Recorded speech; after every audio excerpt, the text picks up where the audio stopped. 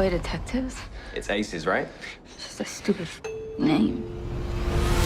Steve, I have been excited for Dead Boy Detectives since they appeared in Doom Patrol. So it's great to finally have, a fleshed out version of them. For you, what was the biggest shift you had to make, or what was the biggest challenge translating them to the Sandman universe, where they, were born? I don't really think there was. I mean, obviously we had to recast because of the time that passed, and perhaps you noticed that those actors have all blown up on different things now. But we found this amazing young cast, and beyond that, there really wasn't much, because the plan was always they'll be platformed on Doom Patrol, and then we will create our own show that will sort of be its own thing. And then in moving to Netflix, we were allowed to kind of marry into the Sandman universe in a really beautiful way. And Neil and Alan have been so incredibly open and supportive and please use this character. And we're like, oh, it's an embarrassment of riches. So no challenges. It's sort of each time the show moves or hits a little roadblock, it ends up better for it. So that's a nice place to be. Beth, you worked in the Arrowverse, which I was a fan of from day one. And I feel like Dead Boy Detectives has a little bit of the zany Legends of Tomorrow energy.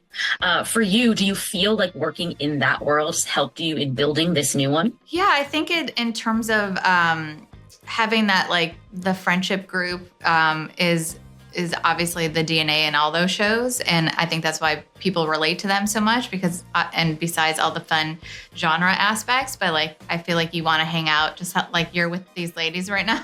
I feel like you just want to be a part of this group so badly because it's so much fun. Steve, so as you mentioned, you get to use a couple of these characters. We get a couple of Sandman cameos. Are you foreseeing a future, a full-on crossover with Sandman, building out the universe in that way? What I foresee and what's going to happen are not always the same thing. Although we do pretty well. I think Beth and I agree that further crossover would be really cool. Mm-hmm. But the thing that it needs to be specific, we specifically have Death in the pilot because Death is the character that's driving our story, even when she doesn't appear. Because the boys are hiding from her. Yeah. So later in the season, we have some other appearances that are timed specifically to what our characters are going through. And so I think as long as there is an emotional and narrative reason to have them, yes, but I don't think we're just going to be pulling people willy-nilly just to get the kind of pop. Yeah, if it makes sense to the story. Because they are two totally different shows.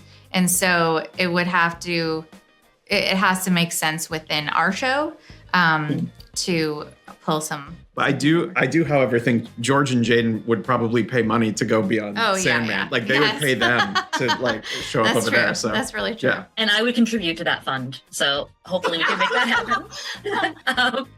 Beth, the boys are dead. However, there is a lot of life amongst them and a lot of romance in our midst. Can you talk about striking that balance between supernatural cases and teen rom-com? Yeah, teen rom-com, I love that. Really depressing teen rom-com. Right, well, yeah, exactly.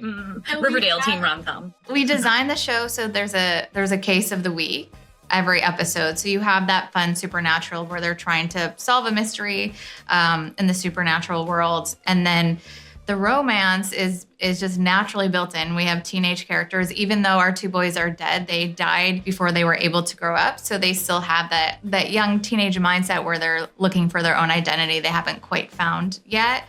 And they're now working with a living girl. So that changes things up a lot, especially for Charles. And then changes things for Edwin, because then he becomes a third wheel and gets a little jealous. So it's very I feel like it's very natural the way that the kind of romance sparks between our characters. We also strive tonally. A very a touchstone for us is the word bittersweet. Mm-hmm. And so what's fun is that you'll find that in all the episodes in the storytelling, and that happy endings still have sad parts, the sad endings still have uplifting parts. But with the romance in particular, and I've only been thinking about this recently because we didn't do it on purpose, but in a very pure functional way, none of the romances can be successful in our show, but they still try anyway, which is that's the bittersweet part. That's the heartbreaking part, which I think is great. Thank you both so much. I had so much fun with the show, and you better have season 2, because the final moments of the final episode, I was like, no. Come back. Oh, Please, Yes. please turn a letter to Netflix Yes, letting yes. them know. I will. Thank you. Have a great rest of your day.